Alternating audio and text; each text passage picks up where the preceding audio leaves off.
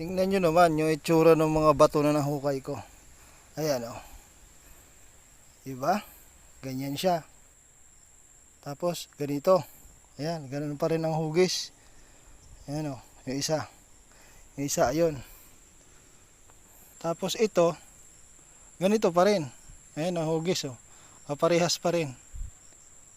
At iyan naman, ganun pa rin ang hugis. Hindi ko na siya hinukay kasi malalim na. Masisira yung pagkakwadrado ng hukay ko. Ayan pa.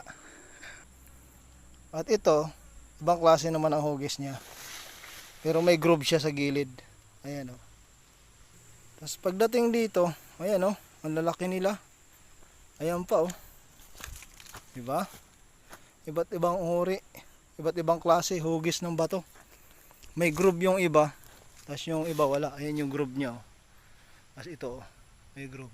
Yun, mayroon din siyang groove.